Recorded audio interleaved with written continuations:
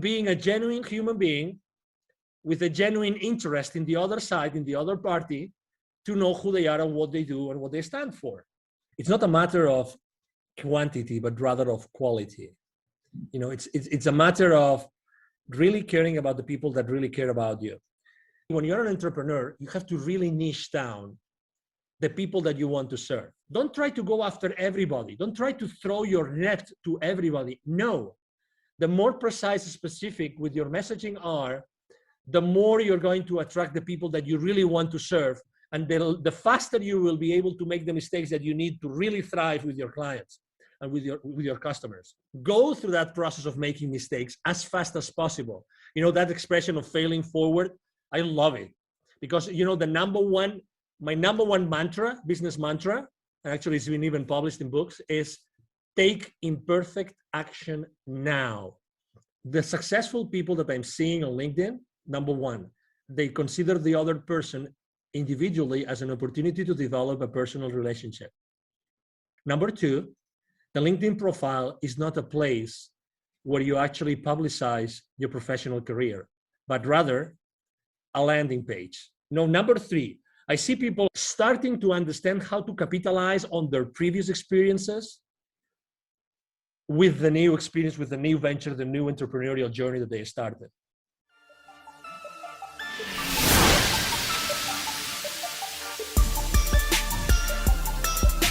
This is the Dragon Digital Marketing Podcast. Get ready for the digital marketing strategies and tactics that attract great customer relationships to your business. Here is your host, Monique Idimudia.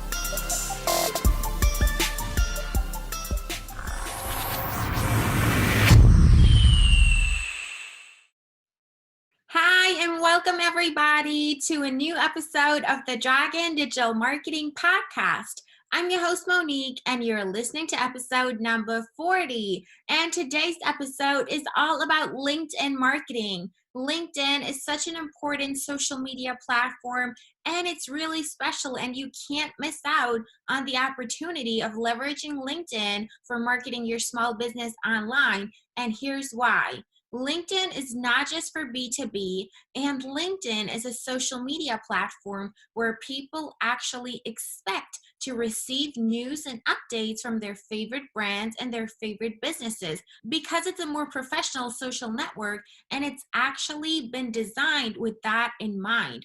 So you're not interrupting people with your posts when all they're trying to see is updates from their friends and family like on other social networks. So I'm super excited to talk about this. We're going to cover the topic in depth, and this is probably the only podcast episode that you have to listen to when you want to learn about LinkedIn marketing for your small business.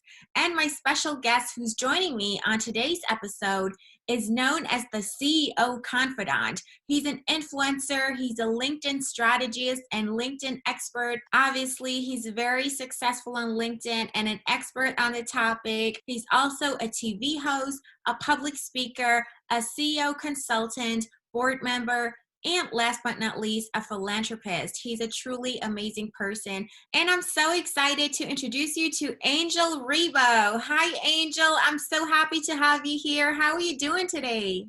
Very well, thank you. Thank you very much for having me, Monique, and thank you everybody who's listening to us today.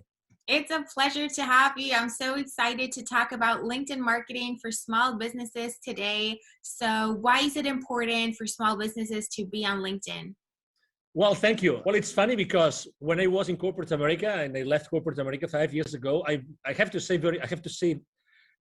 very honestly that I wasn't using LinkedIn at all. But I made it for some reason. I knew that my future audience was going to be on LinkedIn because I've always been a business to business guy. And so I started my, organization, my small company. And I said, I think that, LinkedIn is going to help me. So I started to basically look around and see what people were doing. And my main goal, my number one goal at that time was, okay, so I have had all those many connections internationally with so many people. And also I had already lived in Dallas for 5 years at that time. But I said to myself, let's increase my outreach. Let's have a lot of connection. Let's connect with everybody that has been connected throughout my life.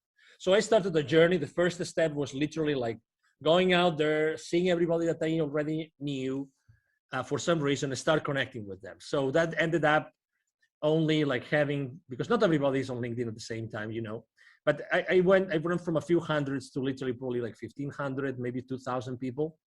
And that sounds a lot for people that are starting on LinkedIn, but I said, no. I really want to like start going to the next level. So what about the connections, which are my second level connections, which are connected to my connections?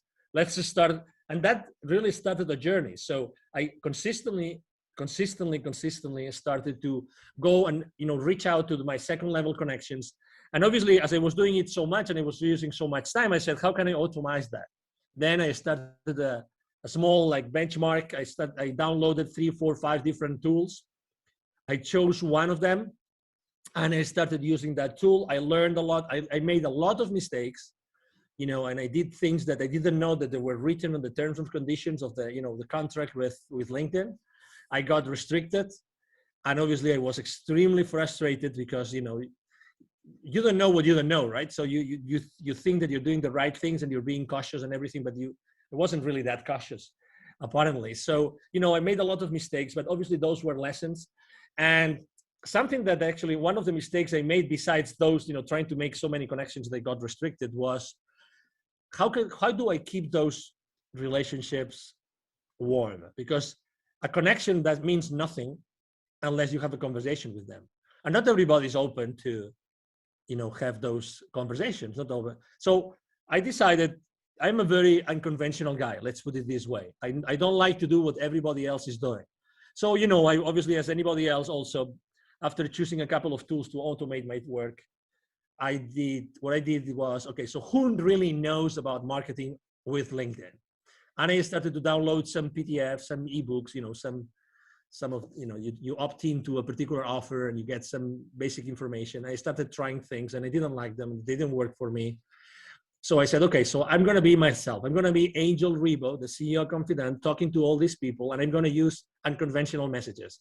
And I started, basically, I remember one batch of my emails or the connecting emails to my potential connections saying, what has been the most defining moment in your life, right? And I have to say that wasn't very successful, but that allowed me to see who was really open to have very in-depth conversations from a human perspective.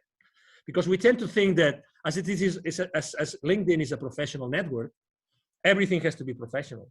But that's not the case. In reality, people connect and people do business with people, with human beings. So people do businesses with people that they trust and they think that they can have a personal, the right personal, connection and relationship, probably with the same principles or similar principles, similar values, right?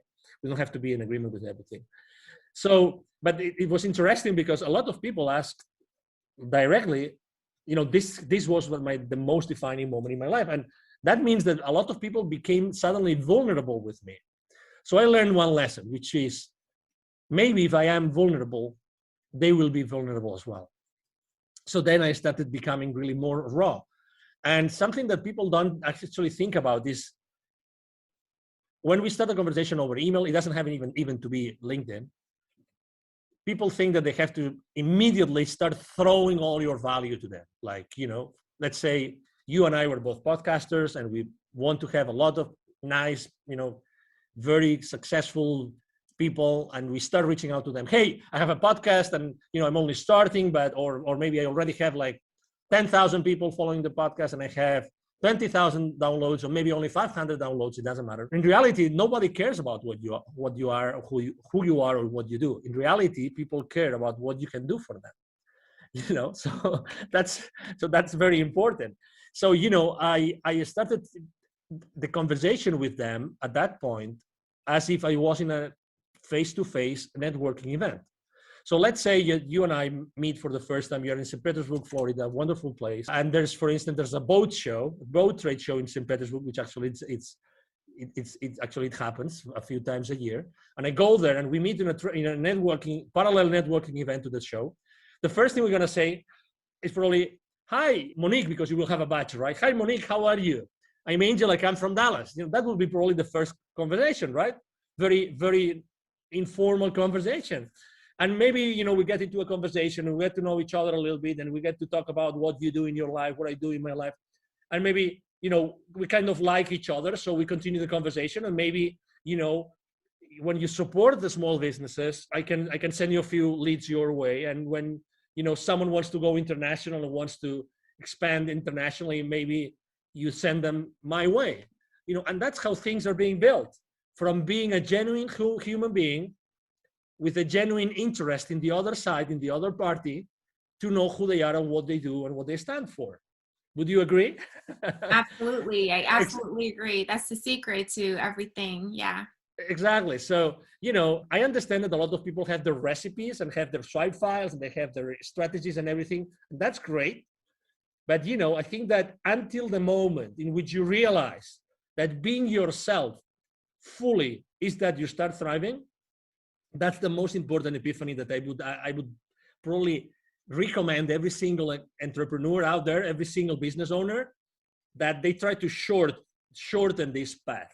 Don't be in doubt. I'm sure that maybe in the beginning you don't really know if that's the right service to offer, the right product to sell. I don't know if that's the right way to say it. It doesn't matter.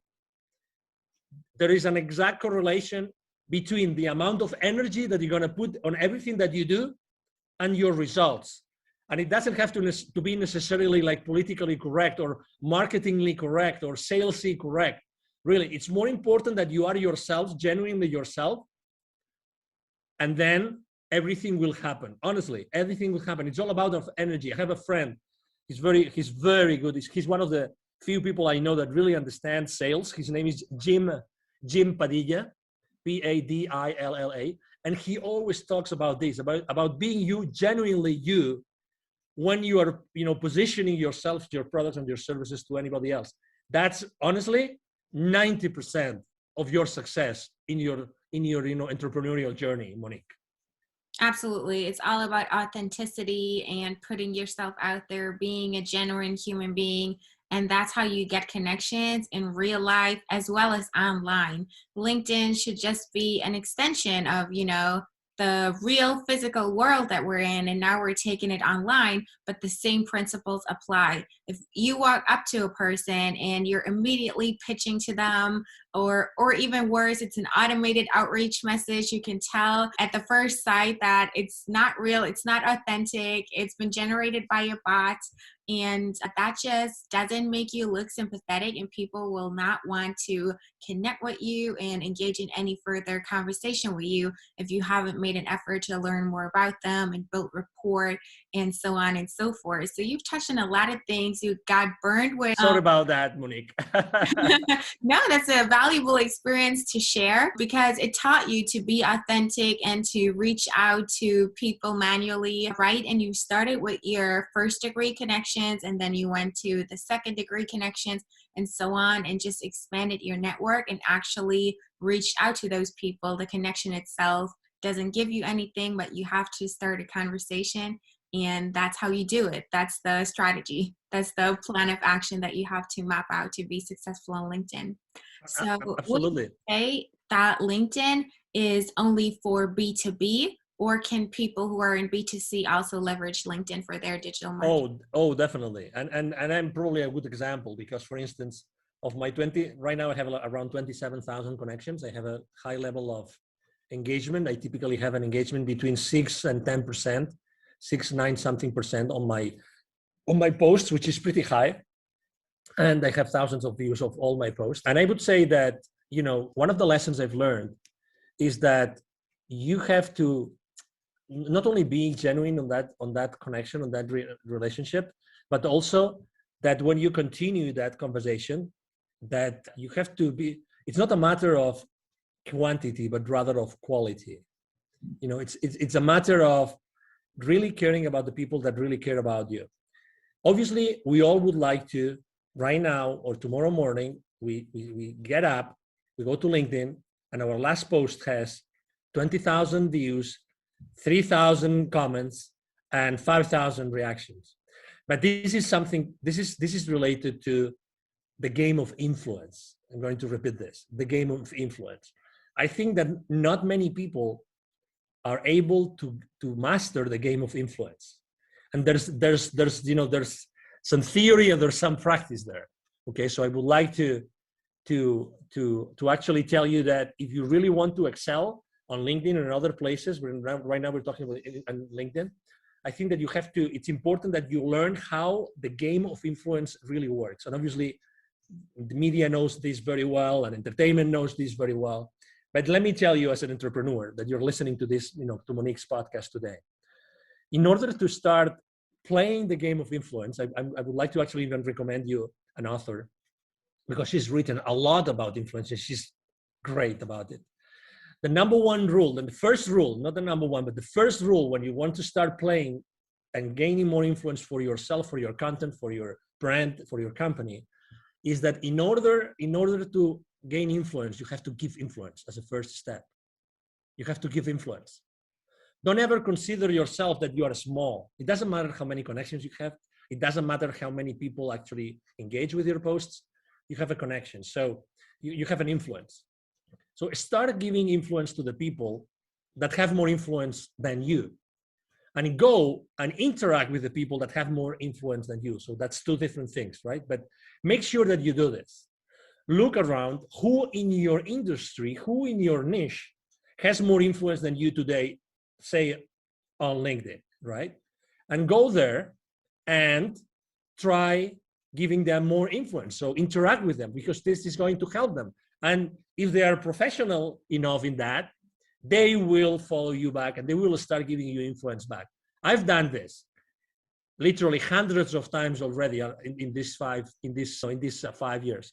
And I can tell you, if you do that, you're going to gain more influence. And how does that relate to your question? Is it only business to business or business to consumer? I have 27,000 connections, 76, almost 70. Actually, now I think it's almost 78% are C-levels. Okay, so are people who have, positions high up in organizations, and most of them are on very large organizations. Okay, very large organizations. So that's why I think that obviously I'm not only, when I'm working with my clients or with my clients' clients, and with both, we all help each other on LinkedIn. When I reach out to these people, I'm not only reaching out to their companies, but I'm also building those those one-to-one relationships with them as a human being. So to your question, absolutely. If you are offering, for instance, a product or a service who's only for a specific individual, because what you do is you have let's say a coaching practice. You want to coach someone, or you want to consult someone, you want to, for instance, help corporate executives to get out of the corporate world and set up successfully their venture, their company. Is LinkedIn the right place? Of course. But also, if you're offering, let's say you're offering luxury hotel stays in, I don't know, in Bahamas, for instance, or villas, is LinkedIn the right place to do it? Absolutely, as far as you are talking to the right people, the right audience. And when you develop this relationship that they trust you because they have exchanged a few mails, or you have given them some value that they wanted or they needed, then you can actually offer them other things. You can offer them other products. You know what I mean? So at the end of the day, it doesn't matter where you are. The fact of the matter is that as far as you develop those strong relationships, you will be able to offer them both services for their companies and services for them personally. Absolutely. That's the power of the principle of reciprocity. You give before you ask, and people will reciprocate really most of the time. And everybody's on LinkedIn, not just, entrepreneurs and people who own businesses. A lot of people who work in jobs are on LinkedIn well. So no matter whether you're in business to business or business to consumer, everybody works P2P, people to people. So you can find your audience on LinkedIn and leverage it as a tool. And it's a huge social media platform, and you definitely be missing out if you wouldn't leverage LinkedIn. Now, we focus time and resources, our people, our money in our digital marketing strategies. So how can we leverage that to actually see a positive return on investment and make it an investment and not an expense? We actually want to generate leads and sales from our activities on LinkedIn. So how do we go about that to make it worthwhile and to make it profitable and efficient to actually get leads and sales from LinkedIn? Obviously, great question. And that's the That's the $1 billion question, right? So after you have developed those relationships, then you have to start doing a triage that they call, right? The triage. So you have to start really knowing what every single company or every single person really wants. I'm going to see what I'm saying want, I'm not saying needs. I'm saying want. Because why? Because you, as the expert matter on something, okay, as the, you know about something, you know a lot about something that's the service that you're offering, you know exactly what these kind of people might need. But guess what? They don't really know what they need. What they really know is what they want. And that might sound a little bit subtle, but it's not subtle. It's the reality. Is that you have to know what they really want. So you have to create that space in which you consistently talk with them, generally speaking, like automatized or one-on-one, so that you eventually get them to tell you what they want, okay, what they want. And different people in the same company might want different things. The thing is, can your service or your product fulfill that thing that they want? Yes or no? You are the expert. So you're going to give them what they need, but they're going to buy from you what they want. Okay, so again, this is a subtle difference, but it's extremely important. I have a very common mistake we make when we go out there. And again, I receive literally 40 to 50 messages every single day on LinkedIn, every single day. I have around 20 to 30 requests for new connections coming to me every single day. So, and I have to tell you, less than 1% of the messages sent to me, I really am willing and open to have a conversation, because they just throw things at you, without really caring about me. You have to be, when you're an entrepreneur, you have to really niche down the people that you want to serve. When we are entrepreneurs and when we start our journey, we are extremely fearful about many different things, about money, about the future, about the uncertainty, you name it, about family, about mortgages, about our bills, you name it. I mean, you are an entrepreneur, Monique. I'm sure that you resonate with what I'm saying. But guess what? The more precise and specific that you are with your message, the more you are going to connect to your audience. And it doesn't matter how big your audience is. It doesn't matter how, in theory, your audience, how big in theory is that going to be. In reality, you only probably need what? 2, 3, 4, 5 clients to start having your business, ramp up.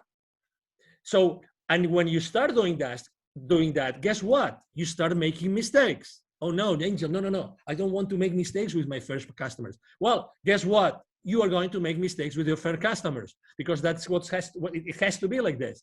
And then you will adapt, and you will apologize, and you will learn, and you will offer more and more and more value to those customers until you have had so many customers and you have made and learned so many lessons that you will do a much better job and you will make much more money.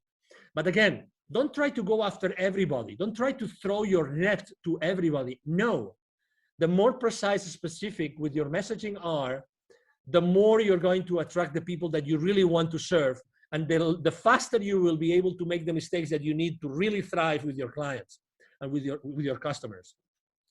And that's fearful. And I understand that, because I've been there, and very often I am there. For instance, last year, 2020, that was a year of pivoting, right? Everybody was reinventing themselves. How am I going to adapt to the new market, blah, blah, blah. I was helping here. I actually was able to give even 2 webinars to the local community of entrepreneurs through an accelerator here, business accelerator. And I was telling them the same thing.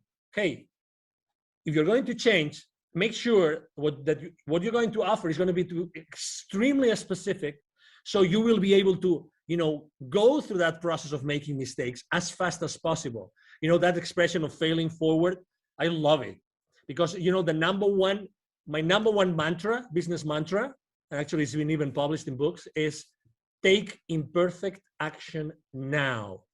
Take imperfect action now. That's my favorite mantra. Unless you confront your fears immediately, it doesn't matter how many mistakes you make, you will never thrive. If you really want to be an entrepreneur, committed to yourself and to the rest of the people around you, your employees maybe, or maybe your family or relatives, take imperfect action now. Don't wait for anything else. Absolutely. I totally agree. You know, in order to get where you want to be, you have to get started. The first step is the most crucial step. And, you know, everything comes from practice and experience. You cannot expect it to be perfect when you're just getting started. You just have to get the ball rolling, and then you get that snowball effect. And basically, what you do when you reach out and engage in conversations with your connections is you create a vision match, and you connect what they want with what they actually need and what you can offer them. Bring it all together, align it, and they'll see that it makes sense for them and become your customers and become happy with what you have to offer for them. So, do you see any trends right now that are going on with LinkedIn marketing? Well, unfortunately, I have to say, well, number one, I think that I have seen a dramatic increase of people reaching out to each other. Okay. So, I mean, and that's obvious because people, when they spend more time at home, they're looking at other options of doing the same thing more efficiently, or better said, they're looking for being more effective, because we tend to do, as a very good friend of mine tells me all the time, we tend to do the same wrong thing more efficiently, which does not take us anywhere. So what I'm saying is, number one, a lot of people, many more people reaching out. But as I said before, guess what? These people are not personal. They are not personal. So I keep on seeing a lot of people making the same mistakes and doing the wrong thing more and more and more efficiently. Why more efficiently? Because the messages are longer. So instead of being one page of verbiage that you really don't care about, now it's 3, 4, 5 pages. Literally, I mean, I really don't understand how this is possible. But anyway, so the successful people that I'm seeing on LinkedIn, number one, they consider the other person individually as an opportunity to develop a personal relationship. As it sounds, okay? As it sounds maybe too raw, but this is it. Number two, the LinkedIn profile is not a place where you actually publicize your professional career, but rather a landing page. And there's many people saying that out there, and I couldn't agree more. A landing page, okay? A landing page. So that means that what you show there is actually you are showcasing your products and services.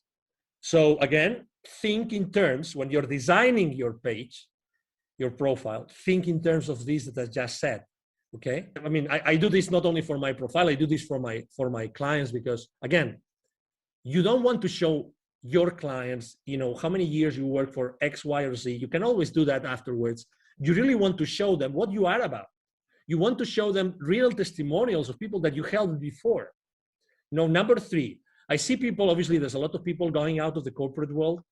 I see them starting to understand how to capitalize on their previous experiences with the new experience, with the new venture, the new entrepreneurial journey that they started. And I would like to tell the already existing entrepreneurs who are already on LinkedIn, even if they're already active, to go back and rethink this, okay? So you still have an opportunity to go, because you obviously started somewhere, right? You for sure have an experience of some sort on some company, medium size, small size, large size, it doesn't matter. Go back to that experience and think about how can you change your presence on your profile so that becomes a beacon, so that everybody sees this amazing testimonial, this amazing experience that talks to the audience that you want to serve. And that's another thing that I see very, very, very clearly. So the people are starting to understand that the profile is much more. And probably the last trend that I would say that I'm seeing more and more often is that people are obviously reaching out to experts on the matter. Let's say they're not taking risks. So they want to go to someone that has already been successful with LinkedIn, that has already been able to make the mistakes so that they avoid making the mistakes. If someone gets restricted on their profile right now, very honestly, and there's thousands of them every single day, is because you want. Because I already warned you. I made the mistake. So why would you make the mistakes if I'm telling you what mistakes not to make? You know what I'm trying to say? One of the main mistakes I made, I don't know about you, Monique, when I started my journey, I didn't ask for help.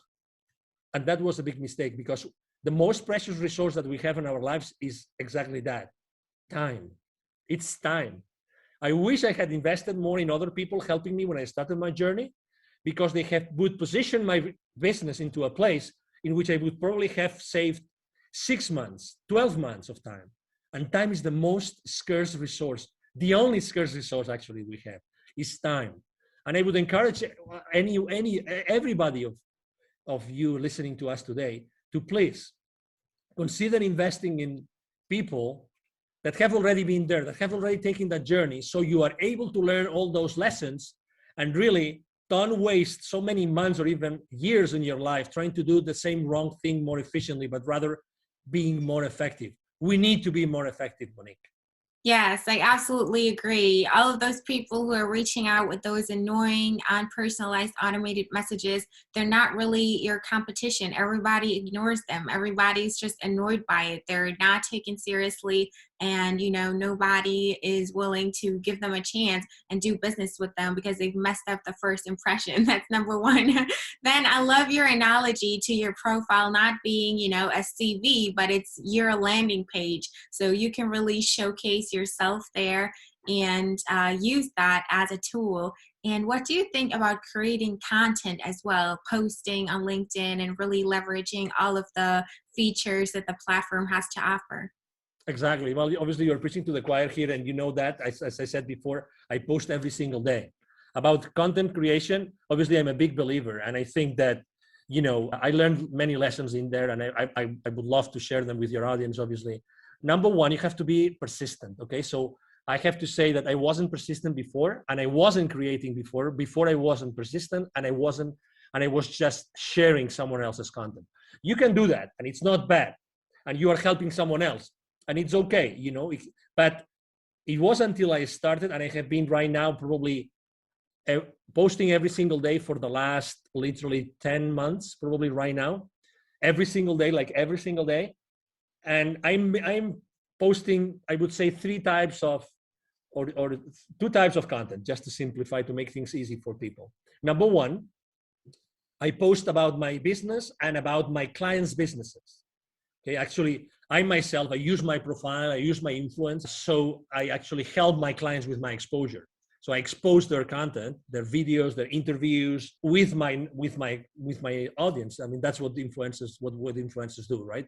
We use our influence to favor the business of someone else, and that's something I do. So then I have a first type of content, which is my own content and my clients' content, and that is typically 3 times a week, 3 days a week. Okay, and then.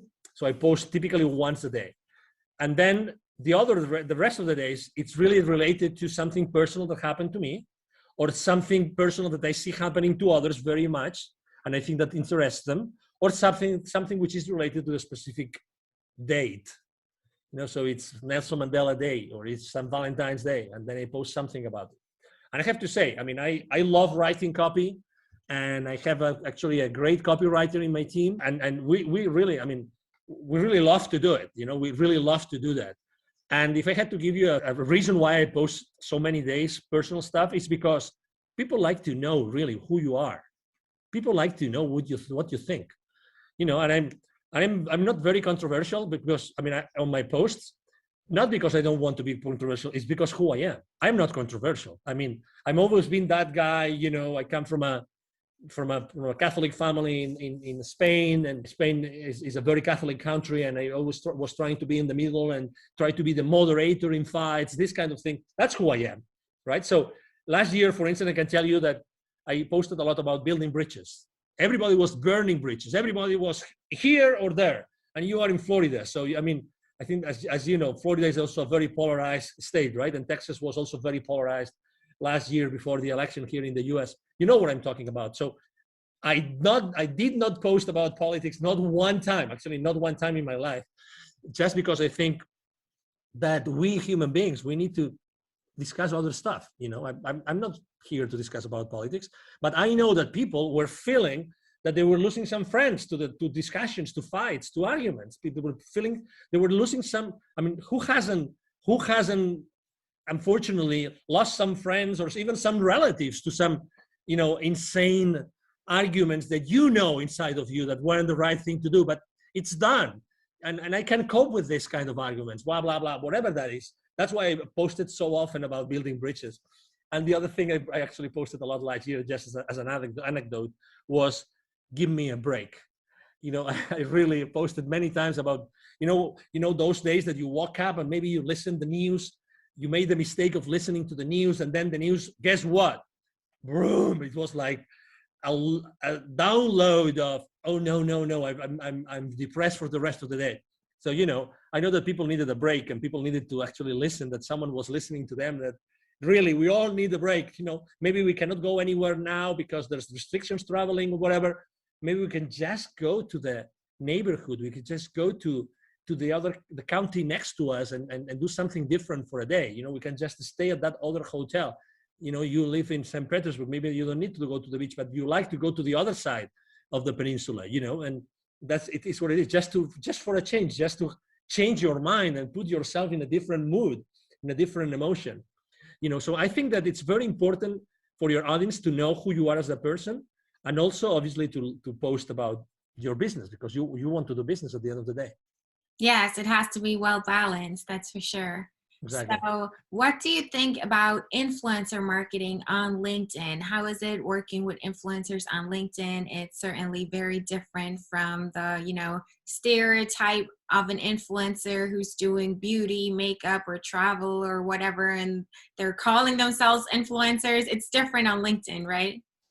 Yeah, it's different because obviously, the services that we offer and what we do is really tailored for that kind of audience. But you said it very well. Actually, there's actually, I'm right now in conversations with several luxury brands because they know that they can reach out to thousands and thousands of C-levels that obviously are the target market for their products, right? So yes, it's different. So I would say you have to be extremely professional with what you do.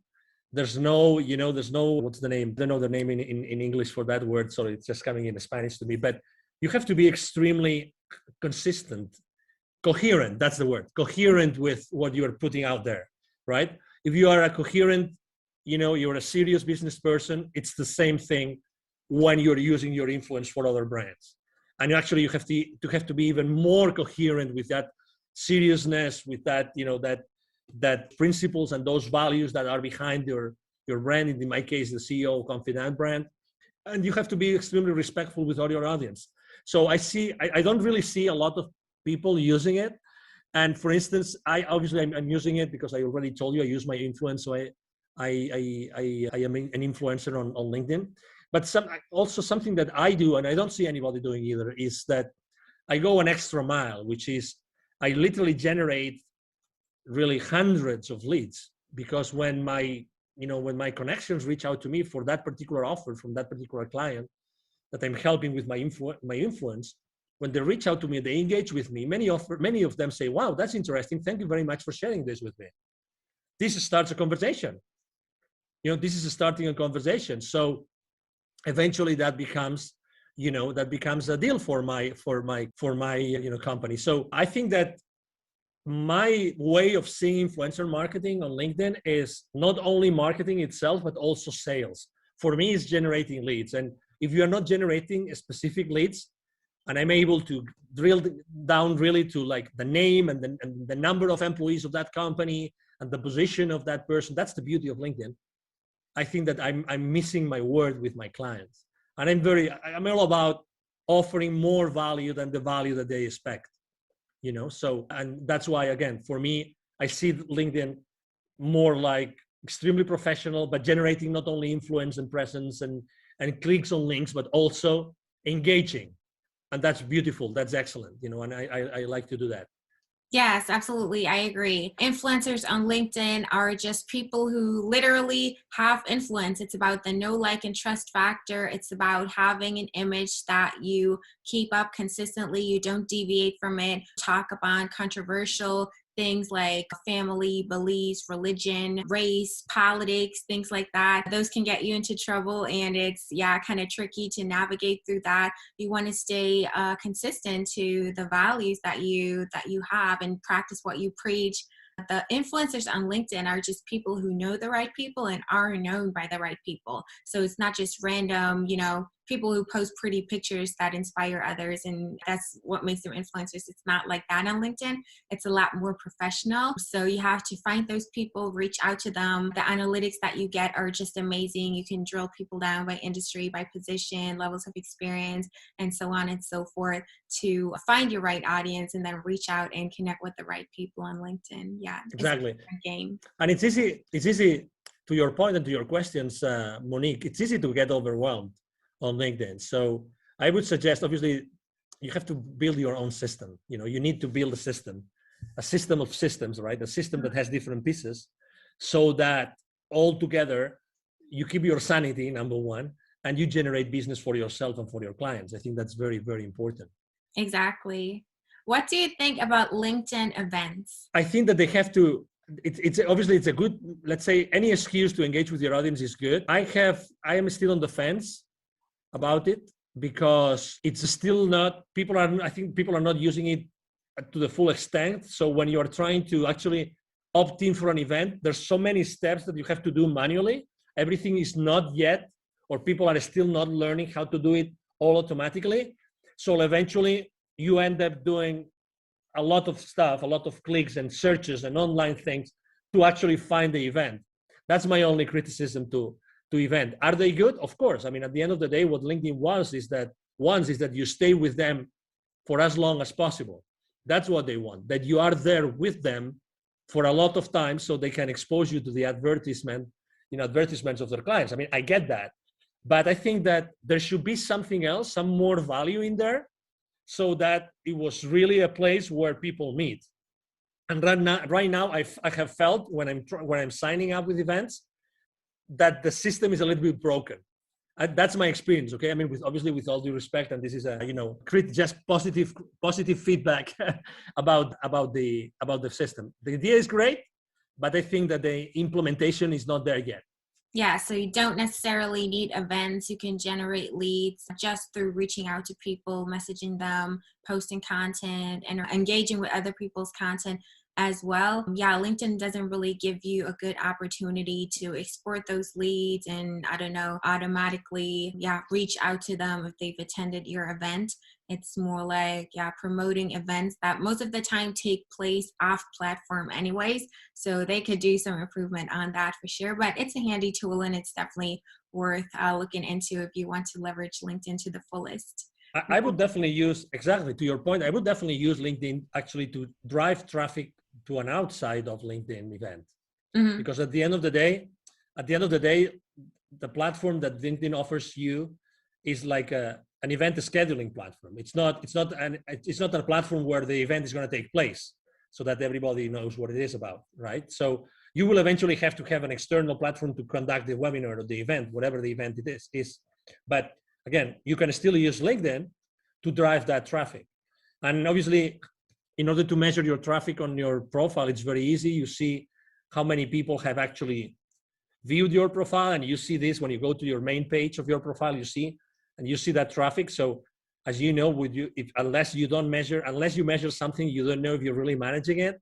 So I would ask you to track that down continuously, like on a weekly basis.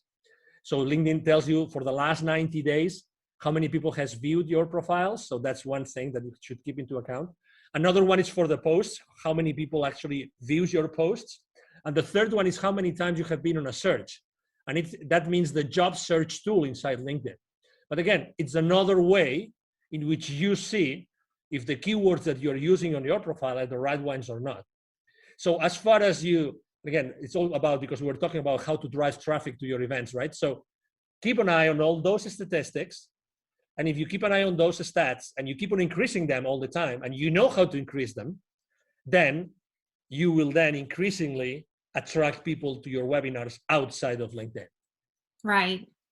So you've touched upon, or you've talked about building that system of systems. How do you go about building a system and really incorporating LinkedIn in your digital marketing strategy and create an actionable plan that you can execute step by step to make it work for you? Great question. Obviously, I mean, I built my system after lots of tries and errors, lots of mistakes. I would say even great. I signed up for systems or subsystems that look great on paper, but then, for instance, the customer support was very bad. And I have to say, for me, customer support of any system or subsystem I use is paramount, is the most important thing, because when you most need it, you want the support. You need the support to support your business or to support the business of your businesses, right? So I ended up doing a mixture. So there's several subsystems that I use to track the messages on LinkedIn, to track the connections, and to throw campaigns, to launch campaigns to different audiences, because I want to really send the right message to the right person. Then I also use Sales Navigator, because it's part of Sales Navigator is really the high quality search tool. If you do a search on normal LinkedIn, even if you have Prime or Premium, excuse me, I'm talking about Premium. I would encourage you to use, if you can afford it, to use Sales Navigator, because the power of the search tool of Sales Navigator is going to help you a lot to then specifically customize the entire marketing strategy to the people that you want to launch it to. Okay, so we already talked about the several tools, including Sales Navigator. Then I also use a tool that allows me to track literally all those numbers that I told you, every single number of every single post, because as you can imagine, I post every single day. A few times from time to time, I post twice a day. So this is a lot of data. I have a system that helps me track all that data live, like online, like on real time. And that's very important for me, because I can make decisions. I realize even what emojis work better. All these kind of things, how easy it is to read my copy today compared to how easy it was 2 days ago, 3 days ago, 4 days ago, or 4 weeks ago. So I track all these things, and I have a system that tracks it down. And then to put it all together, actually, there's something called, you probably have heard of this. There's a tool called Zapier. What Zapier does is, let's say it's a tool that allows you to actually integrate the rest of the tools. So I would say, if I can use, and with all the respect to all the people that believe in God, including me, right? Zapier is the God of technologies, okay? Zapier is like the octopus. If you've seen that precious movie, My Octopus Teacher, which I recommend to everybody, by the way. So it's like the God, which is in the middle, that helps you integrate the rest of the tools. So I put Zapier in the middle, which is really easy to use. And it helps you manage different triggers of different events happening in different places. You can actually integrate email into that. And I have actually also, and that's the last part of my system, I have built actually spreadsheets on Google Sheets, fully integrated with the rest of the system, so that I have a dashboard. Okay, so here you are. I have a dashboard that has all my leads, all the leads generated on LinkedIn, all the leads, all the emails that I'm sending through my email system. And all those systems are integrated onto a dashboard that I have had designed on a spreadsheet. So this is my entire system, right? It sounds complicated, because I have tried to explain it to you the way that I was little by little integrating the different subsystems, but right now, works flawlessly. And what I'm doing I have someone in my team that has helped me build the systems for me and for my clients. So right now it's like duplicating the same system, so it works for other people. That's the beauty of it. Again, it was what I was saying before. I mean, it would take for you many months just to do a benchmark of the different technologies and subsystems.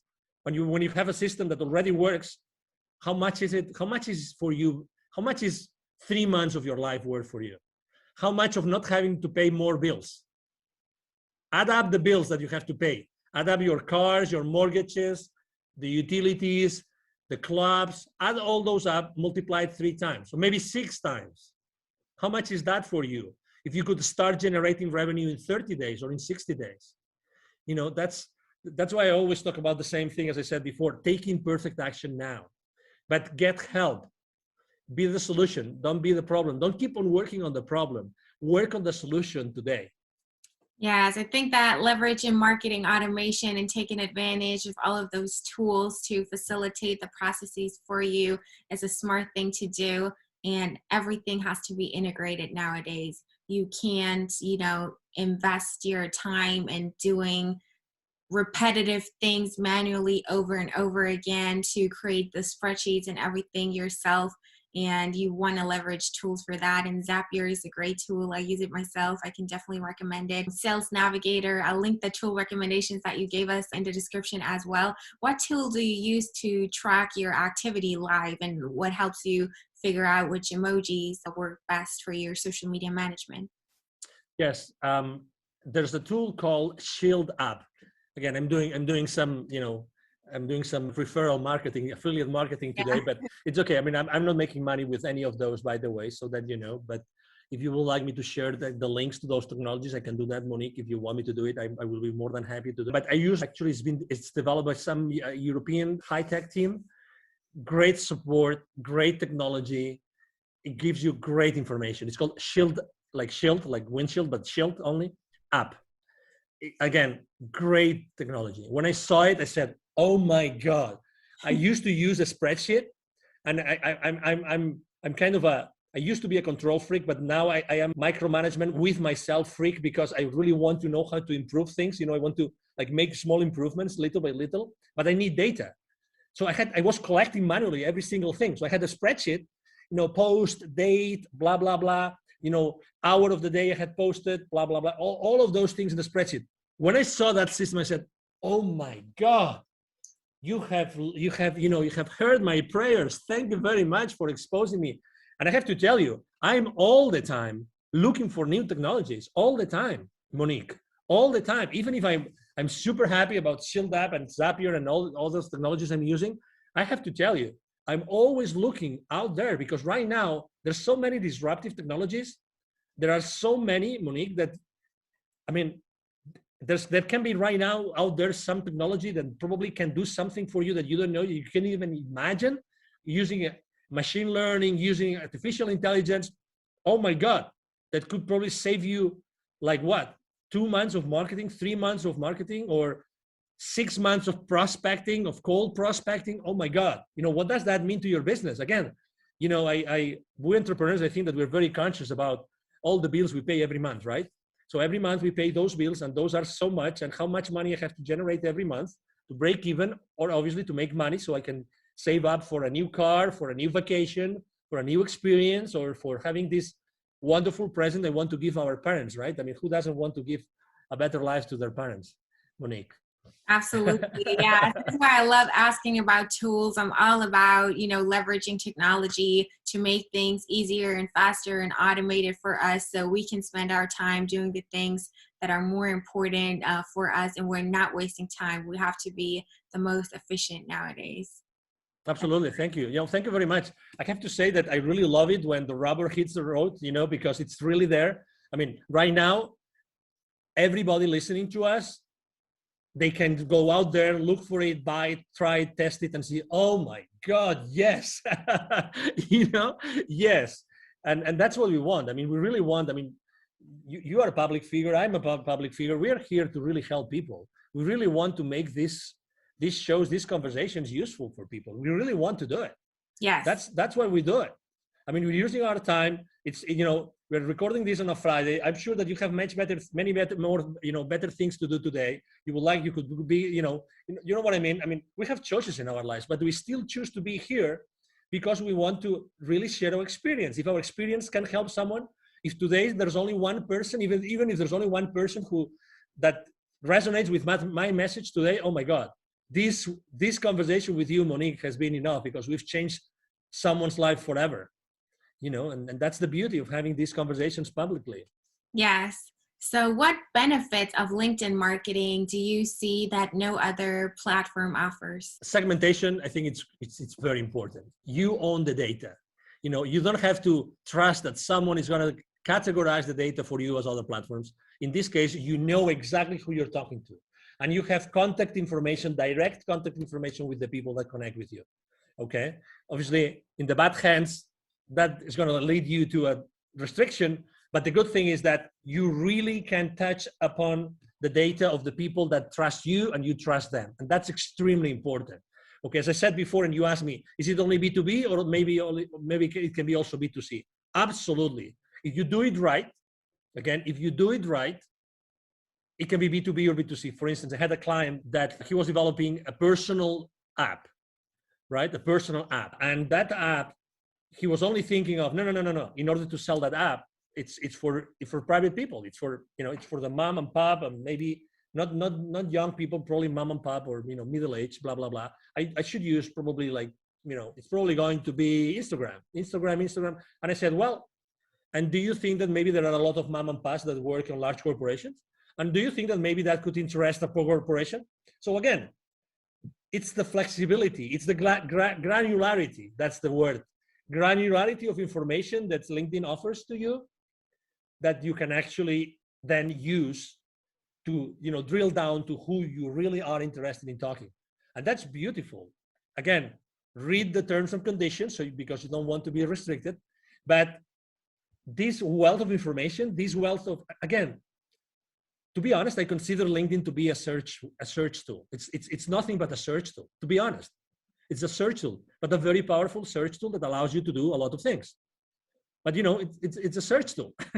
Yeah, that's right. It's a very powerful search tool. Actually, if you go now to Google or to any search tool and online and you put my name, I bet you that probably the first line of Angel Rebo, R-I-B as in boy, O, is going to be my LinkedIn profile, for sure. Obviously, because I have thousands and thousands of people watching my profile, every single day, but also because they want to be a search engine. They want to be so that whoever is looking for someone, the traffic is now driven back to LinkedIn. That's what they want. LinkedIn wants you to be spending a lot of time on LinkedIn. That's what they want.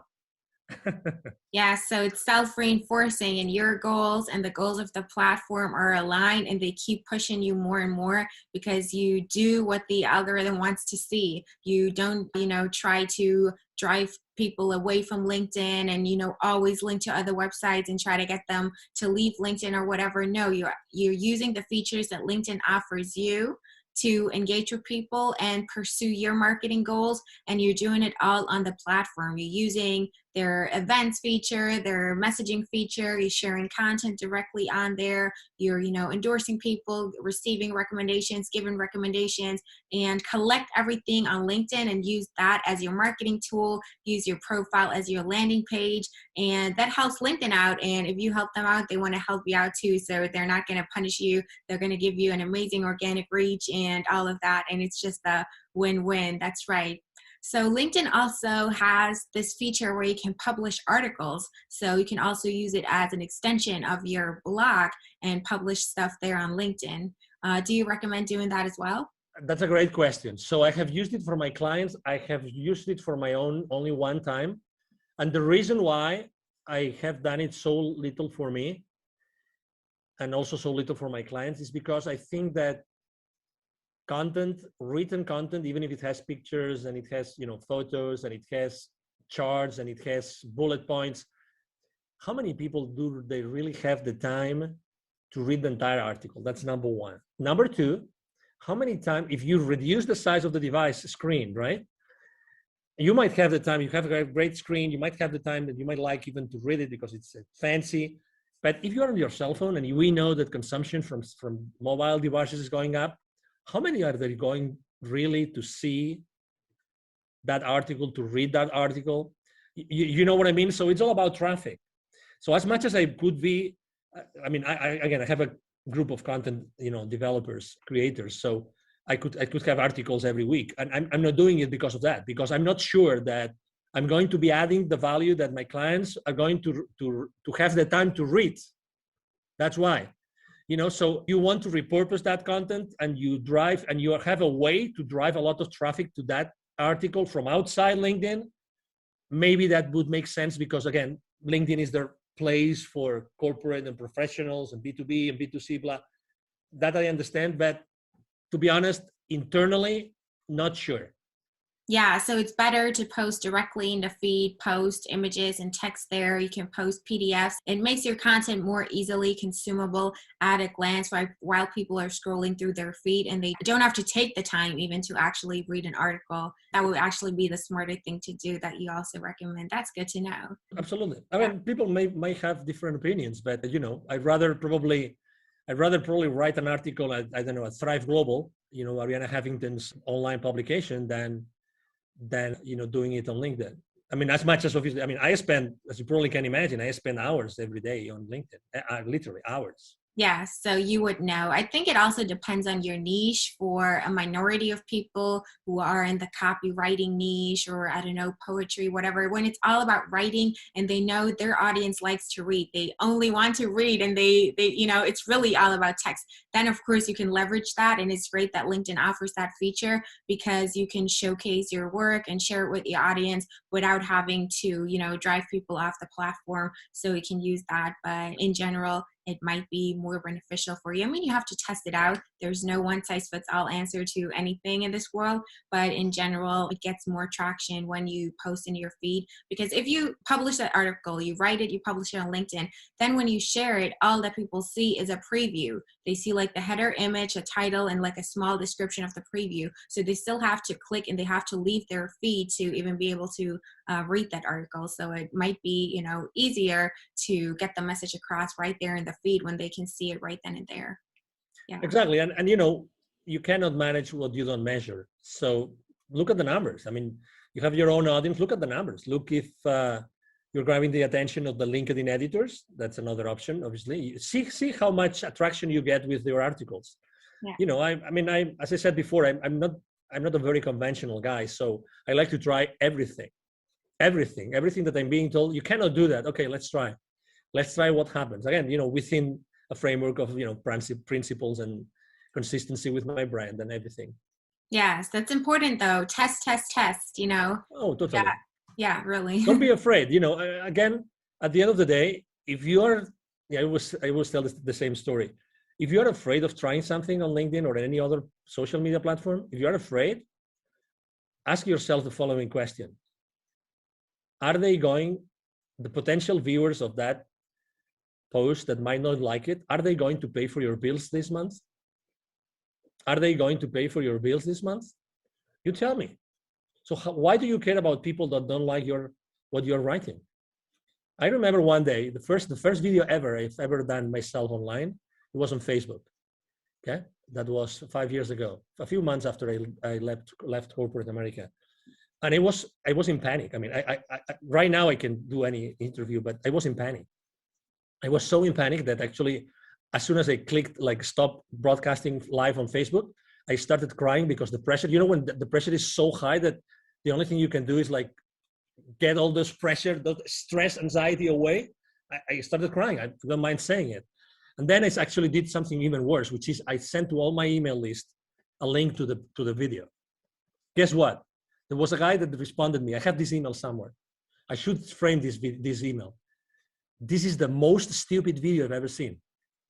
Can you imagine? Like in that video, I was basically like getting naked, not physically, but this is why I decided to start my own company, and this is why I decided to start my nonprofit.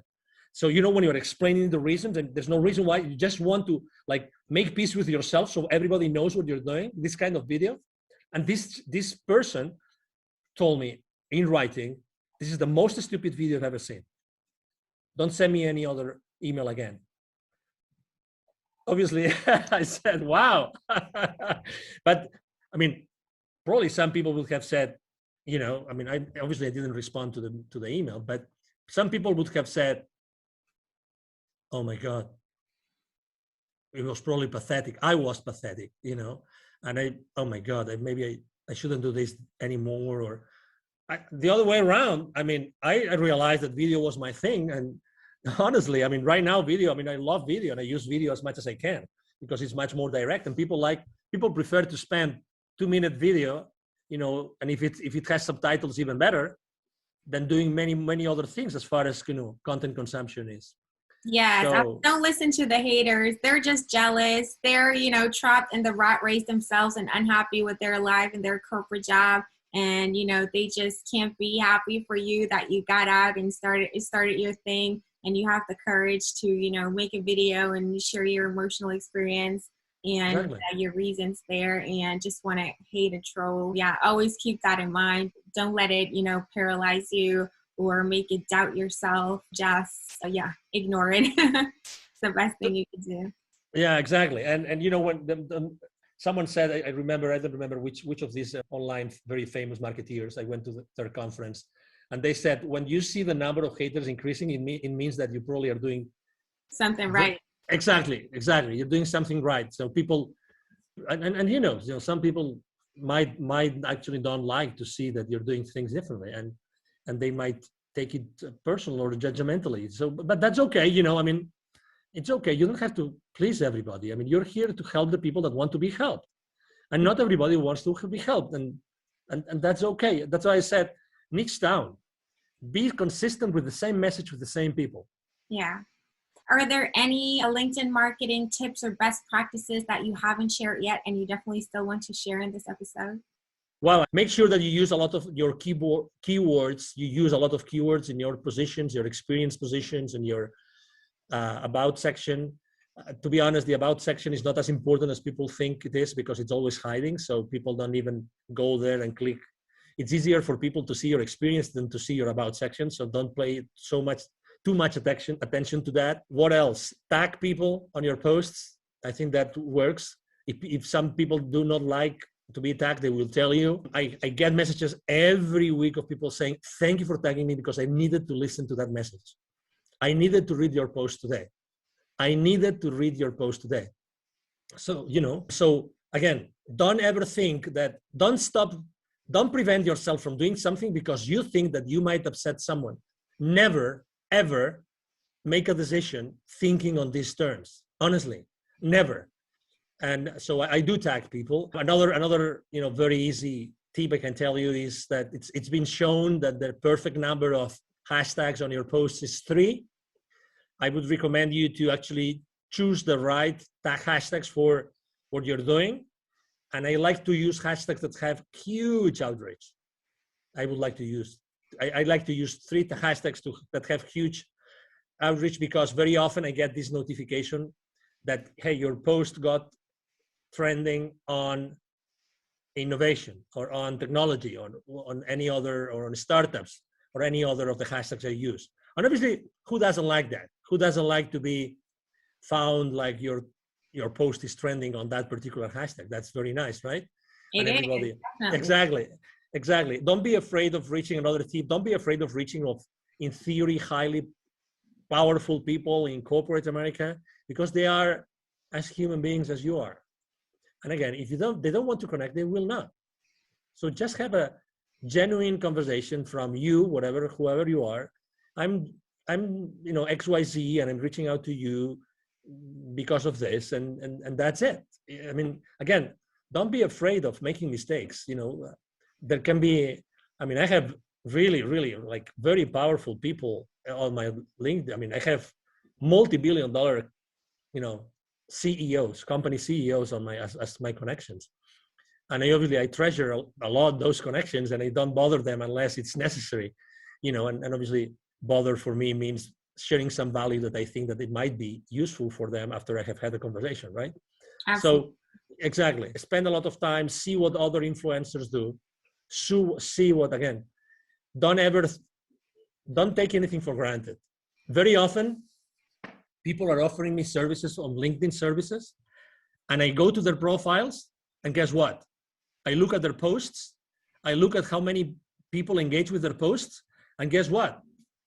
Are they walking their talk? That's my question.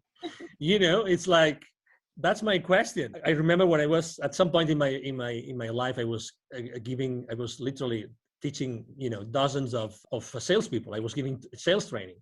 Today I do it, but more on a reduced size.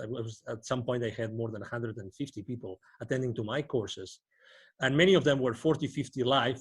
And I remember that I was always giving them a piece of advice which is related to religion. Okay, so this is the piece of advice. As you probably remember, one of the 12 apostles of Jesus Christ doubted that he resurrected.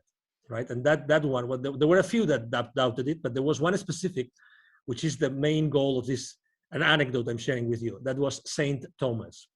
So for those of you that remember what the Bible says, or what the Gospels say about Saint Thomas, is that Saint Thomas didn't believe that that person was Jesus, resurrected Jesus, until he put his hand on the wound that he had under his chest.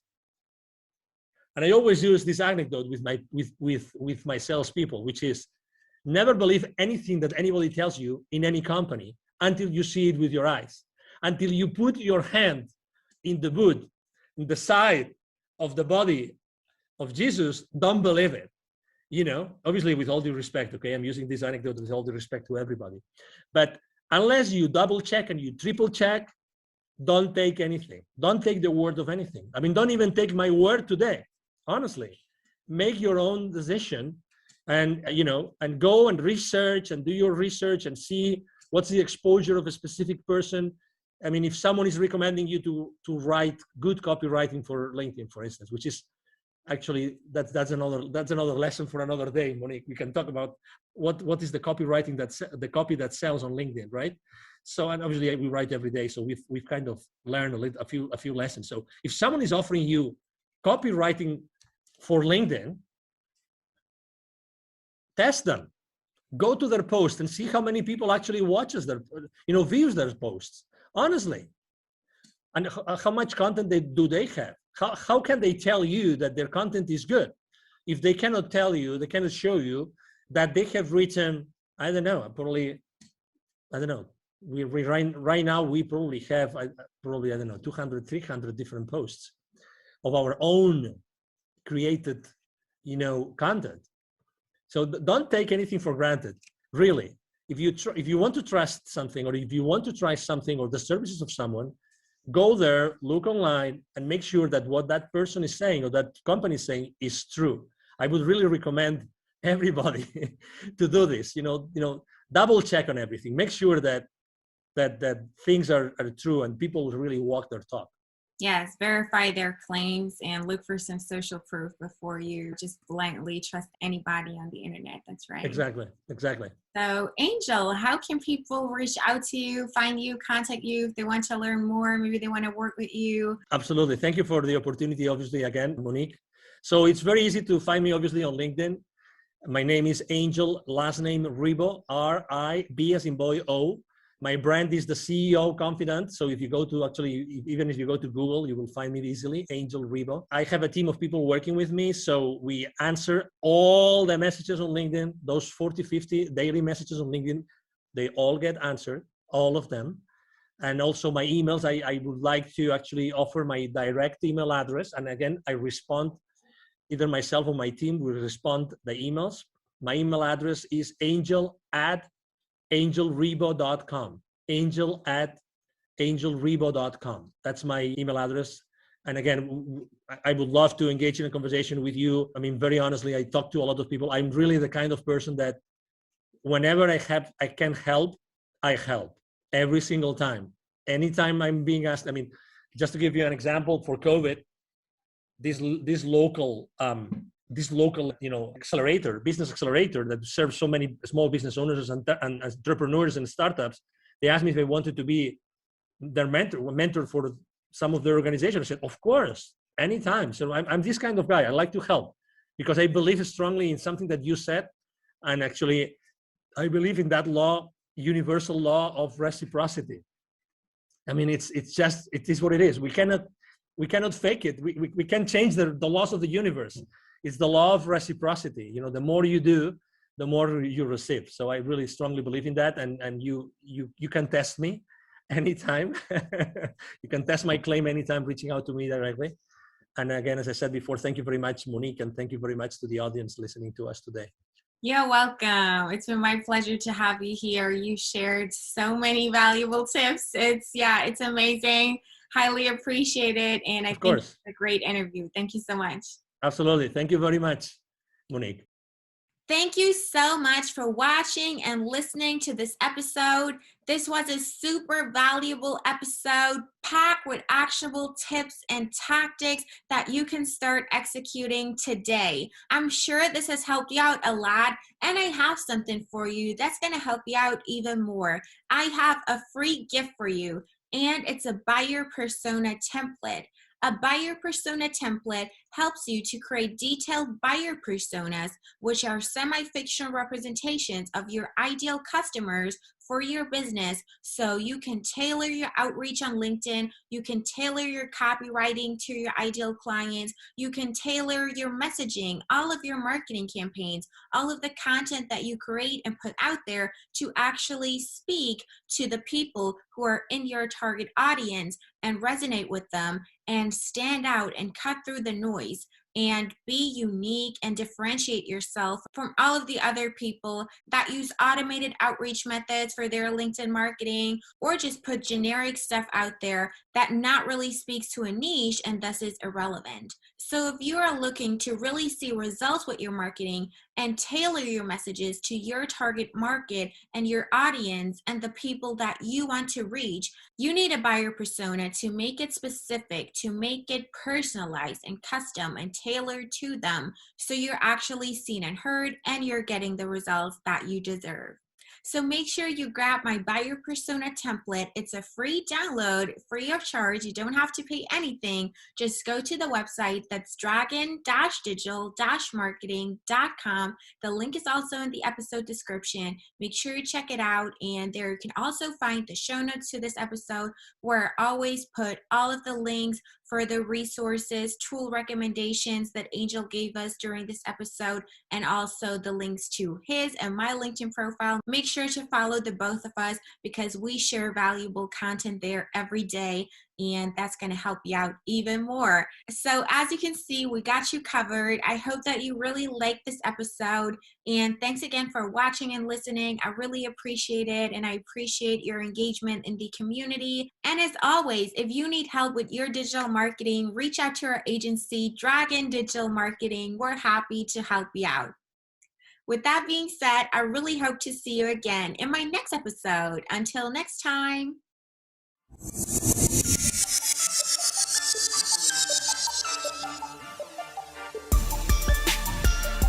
Thank you for joining us for this episode of the Dragon Digital Marketing Podcast. You can visit us at dragon-digital-marketing.com for more resources and for more episodes. Let us know how you like the show and write us a review. We are grateful when you like, share, and subscribe. We appreciate you.